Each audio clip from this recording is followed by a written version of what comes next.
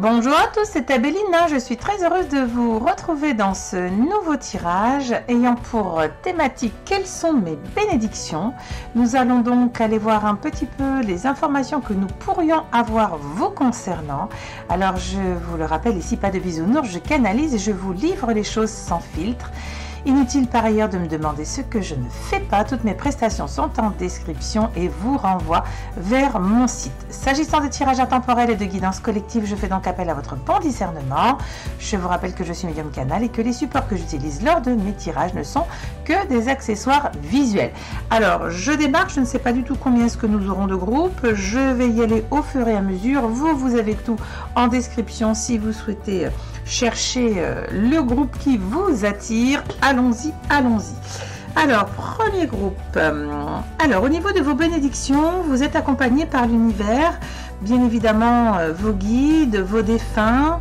Et ce qu'on est en train de m'expliquer, c'est qu'en fait, vous avez cette capacité dans cette incarnation de pouvoir travailler en plusieurs temps, m'explique-t-on, vos amours illusoires, les relations toxiques, afin de comprendre que tout arrive à point nommé. Je m'explique.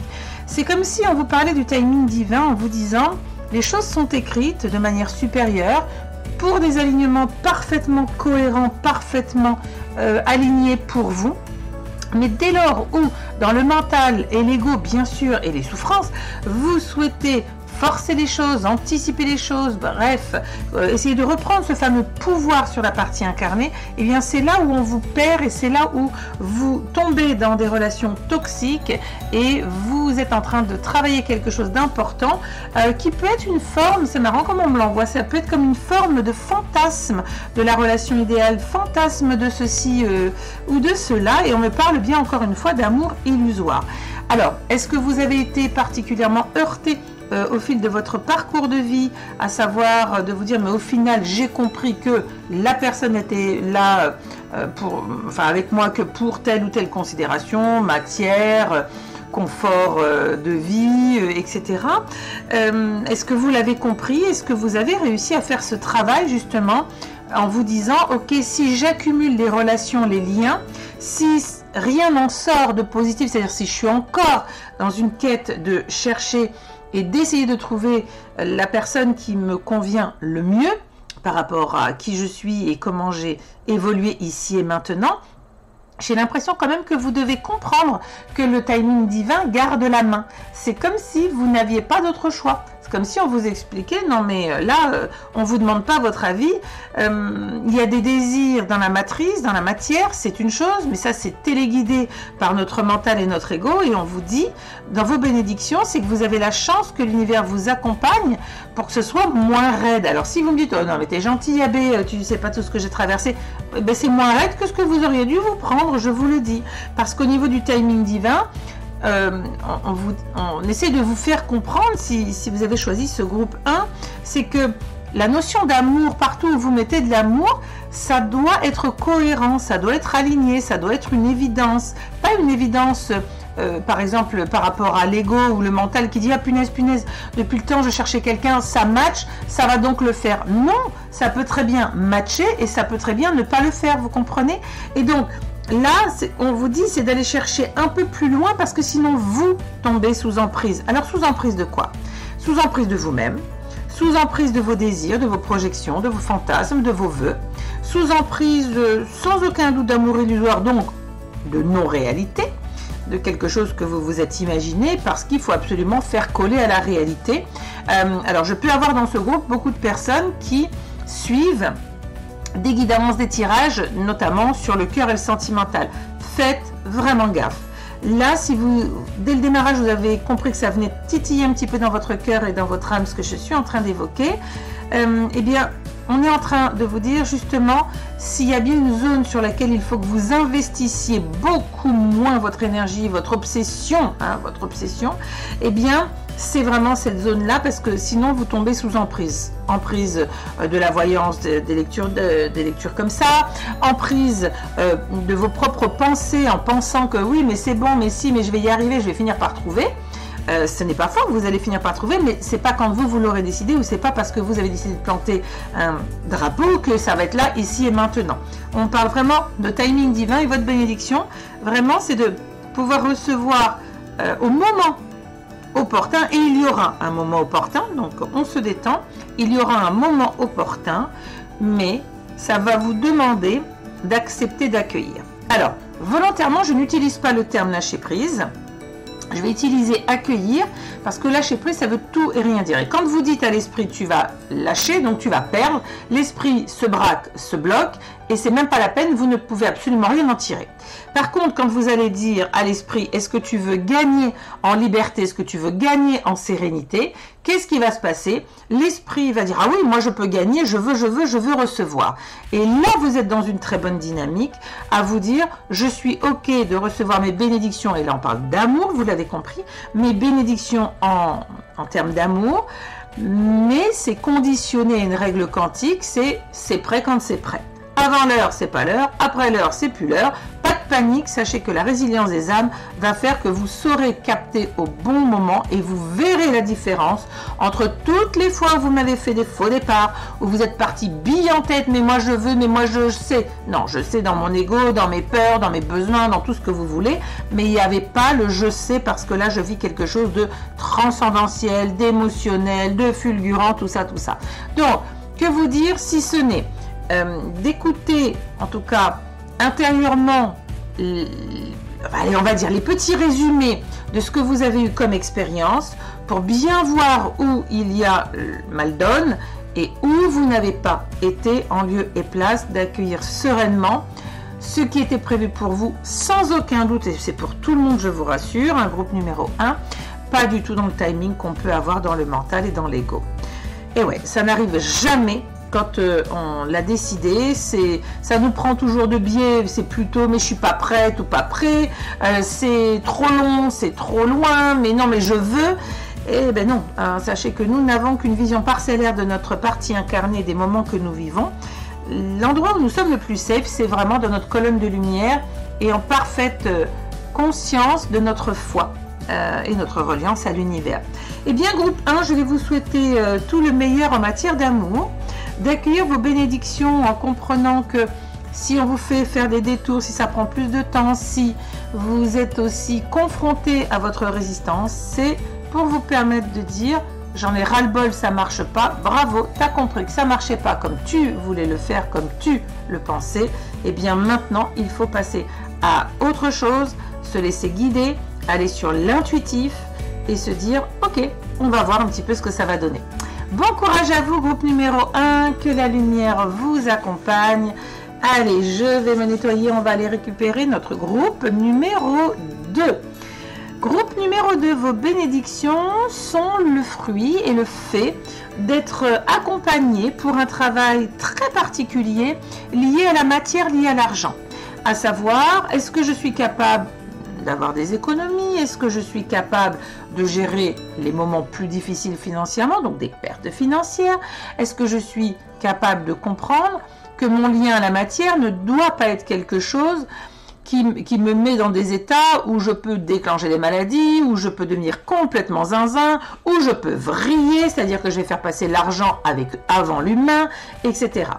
Pourquoi est-ce que l'on vous dit ça? Parce qu'au niveau des bénédictions, en réalité, l'univers vous a en effet sur pas mal de sujets mis en retard quant à vos réalisations, avec des blocages financiers, voire des pertes sèches, et c'est évidemment pour vous faire travailler la conscience que l'univers vous accompagne et que le fait de ne pas accepter, hein, d'être agacé, de ne pas accepter que là où vous voudriez par exemple investir, ce n'est pas bon pour vous, eh bien c'est comme si l'univers dit bon bah de toute façon tu veux, tiens, boum, tu vas tout perdre, voilà, maintenant alors qu'est-ce que tu en penses, qu'est-ce que tu dis? Je pense que l'univers vous dit dans cette partie incarnée, au moment où vous écoutez cette lecture, vous traversez ou vous venez de traverser, vous êtes peut-être même encore dedans, vous traversez des périodes vraiment difficiles parce qu'aujourd'hui tout est conditionné à la matière dans notre quotidien.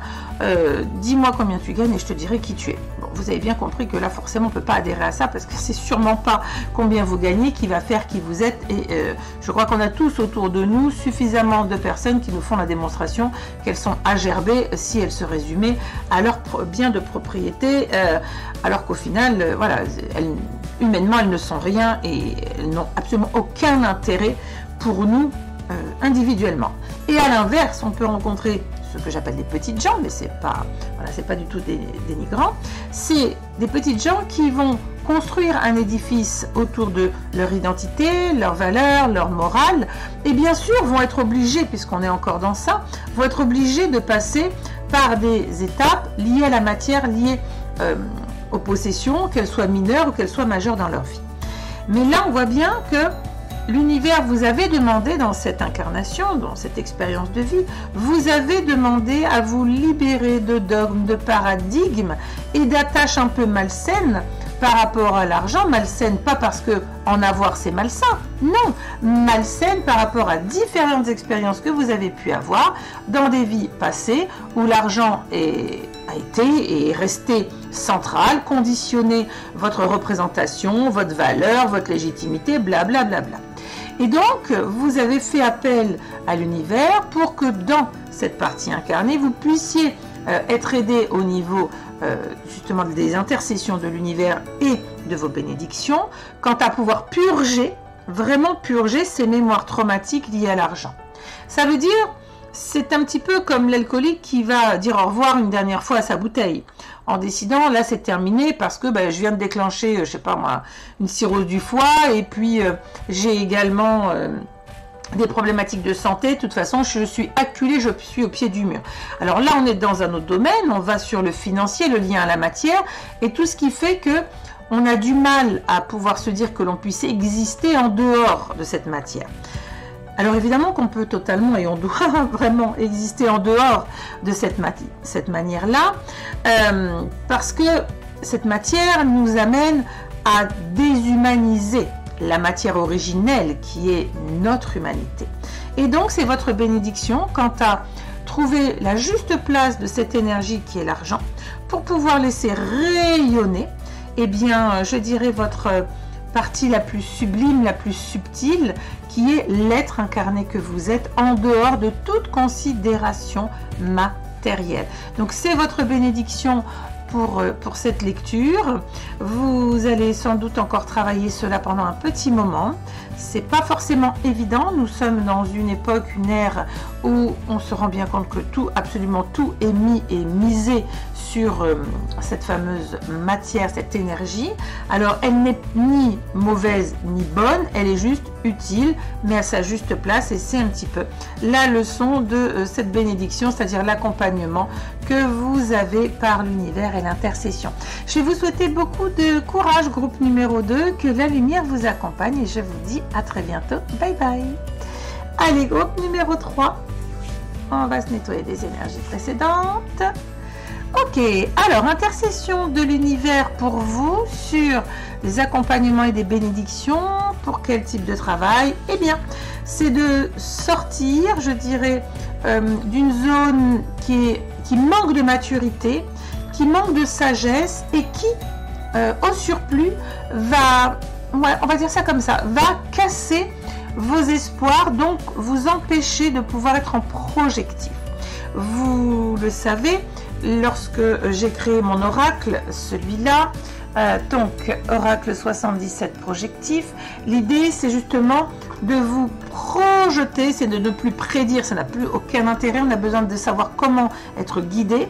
Et donc ce projectif là pour vous, c'est de comprendre que l'univers est là, l'univers vous accompagne avec toute la capacité possible, mais ne peut pas non plus vous mettre du molleton de partout, à travailler sur vos zones de sagesse pour ne pas briser vos propres espoirs. Je m'explique.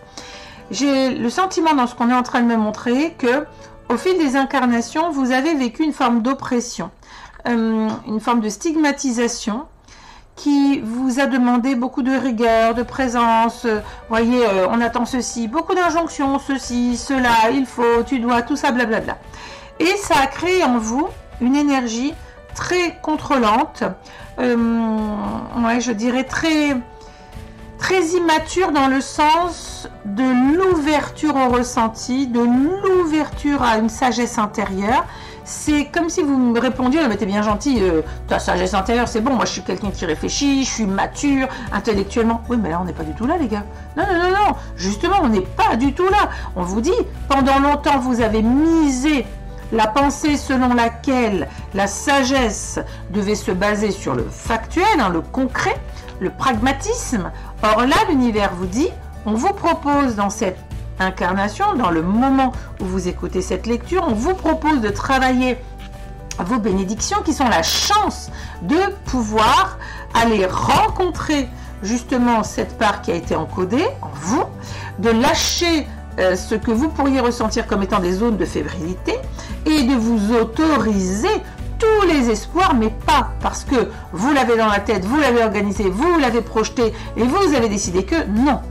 Parce que de manière extrêmement sage, vous êtes venu au dedans de vous, venir chercher eh bien, l'écho d'une vérité, d'un appel et d'y répondre. Et là, vous allez vous rendre compte, si cela vous parle au niveau du groupe numéro 3, vous allez vous rendre compte qu'il y a une sacrée différence entre je décide et je veux, avec j'en ai le ressenti et j'en ai le besoin viscéral. C'est très important pour vous parce que c'est une bénédiction qui vous permet vraiment de switcher de chemin. Alors, non pas que le chemin d'avant était pourri, il était nécessaire. Toutes les expériences sont nécessaires pour se repositionner correctement et toutes les expériences nous amènent à grandir, évoluer et comprendre les choses différemment. Mais là, c'est comme si vous preniez un petit coup de maturité et surtout, on vous dit, si vous acceptez d'accéder à cette zone-là, qui est une zone calme, de maturité, on dégage la fébrilité, donc les émotions comme ça volatiles et instables. On va aller chercher du coup une forme de libération pour dégager cette oppression qui peut virer aux obsessions. Oui, mais moi, dans ma tête, j'ai vu que, j'ai décidé que, j'ai fait mes plans, blablabla. Attention, on vous dit, si vous acceptez de vous dessaisir de ça, c'est une béquille hein, émotionnelle, vous l'avez bien compris, eh bien, vous allez enfin, et je dis bien enfin, pouvoir accéder à la réalisation de vos espoirs. Ça veut dire qu'avant, vous, c'est pas que vous ne pouviez pas, mais vous preniez un chemin trop compliqué, trop dans le contrôle, sans satisfaction. Vous pouviez aboutir et avoir des goals, il n'y a pas de souci, mais vous ne vous remplissiez absolument pas de la bonne manière au niveau énergétique qui est la conscience. J'ai conscience, par exemple, que j'ai fait une rencontre merveilleuse dans ma vie, que c'est pas donné à tout le monde, blablabla. J'ai conscience que j'ai ouvert enfin ma société parce que je le voulais. Je suis tellement remplie de gratitude parce que je me lève, j'ai pas l'impression d'aller au travail et j'ai le bonheur et la joie de faire ce que j'ai eu envie de faire à un moment donné pour accepter et accéder à ce passage, etc., etc. Et là, on voit bien qu'on n'est plus dans l'oppression d'une injonction, on n'est plus dans une obsession d'aboutir par un truc qu'on s'est mis dans la tête, moi je dis que je veux que, mais on est dans l'écho et la résonance la plus proche avec notre âme, avec ce que nous ressentons. Et ça, je vous promets, ça n'a pas de prix. C'est d'être parfaitement dans sa colonne de lumière et de se nourrir énergétiquement parlant de réalités concrètes où vous allez pouvoir bien sûr vous dire waouh, je m'arrête, je prends conscience et je me mets en gratitude. Je ne dis pas que vous n'avez pas été en gratitude pour tout ce que vous avez accompli jusqu'alors. Je vous dis que la nourriture subtile n'était pas au rendez-vous, ce qui signifie que si là vous deviez mourir du jour au lendemain et on vous demande un bilan, vous seriez encore capable de nous donner un bilan mi-figue mi-raisin parce qu'il n'y a pas eu d'intégration consciente des bénédictions de votre quotidien, justement sur le fait de pouvoir acter et avancer avec sagesse sur votre chemin de vie, donc sur vos choix, donc sur la manière de vous remplir. Eh bien dis donc, groupe 3, qu'est-ce que c'est beau. Donc stop aux fébrilités, stop à l'oppression, stop aux injonctions, oui à la maturité, oui aux zones de calme, oui j'accueille ma sagesse intérieure. Donc je pense que vous allez vous prendre un petit coup de avec vos guides, ça va faire pif paf la girafe. À mon avis, ils sont vraiment là pour vous dire, évidemment, toujours avec beaucoup d'amour, allez, on va vers autre chose. C'est une autre manière d'expérimenter, mais surtout d'accueillir et d'avoir conscience de la chance que vous avez eue et que vous avez de pouvoir accueillir vos bénédictions. Je vous dis à très bientôt. Dernier groupe, donc on va s'arrêter sur 3 groupes aujourd'hui. Donc prenez grand soin de vous, que la lumière vous accompagne. Je vous dis à très bientôt. Bye bye.